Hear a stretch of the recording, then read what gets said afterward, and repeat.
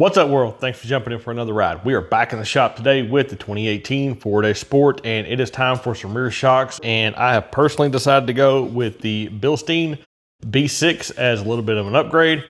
Obviously with that, there are some much more economical choices out there, but the application is all going to be pretty much the same as far as install and removal. So I've got a lot ahead of us today. Let's get started.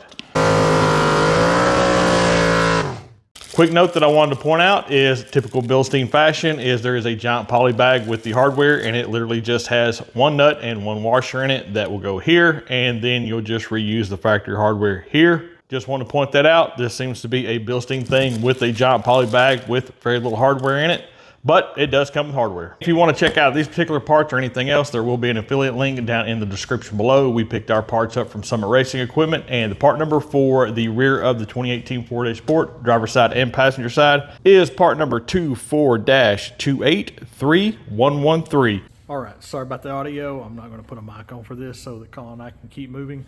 So the basics of the rear is going to be super easy. Dust boot, we have a bracket at the top.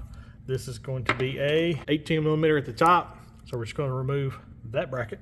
And then we have a 16 millimeter, and that will go to the bottom to remove the bottom mounting for our shock. So we're going to go ahead and get those off.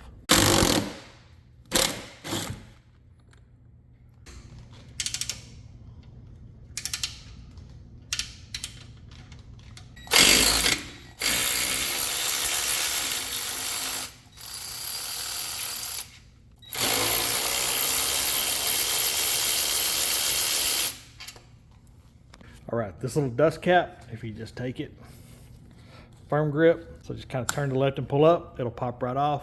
And then there is a nut, and that is a 16 millimeter. So we're gonna take that nut off, and it'll be off the bracket. For our bolts, we went ahead and just put a couple of drops of blue Loctite on the top and lower bolts. Obviously, Ford thought enough about it to spend the money on Loctite prior, so we figured we just kind of follow that pattern and keep it up.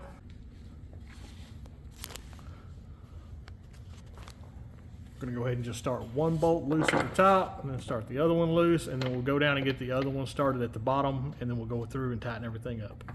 Quick little tip: when the rear suspension starts to sag, sitting in the air, this bolt to the left is going to be easier to get in than the rear one. The rear one won't reach, but the front one up there has plenty of threads, so we'll go ahead and get a few threads tightened up on it, and it should pick everything up, and we should be able to line everything up.